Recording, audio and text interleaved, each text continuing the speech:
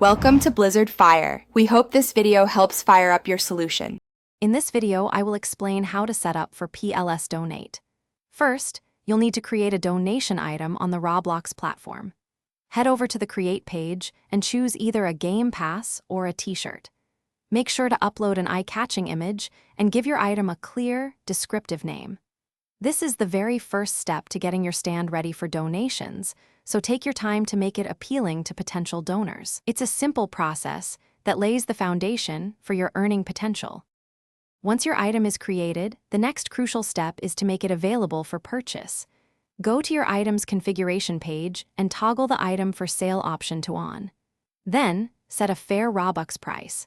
Remember, Roblox takes a 30% commission, so if you set a price of 10 Robux, you'll receive 7 Robux. Choose a price that feels right for your potential donors. With your donation item ready, it's time to jump into the PLS Donate game. Launch the experience on Roblox and look for an empty stand.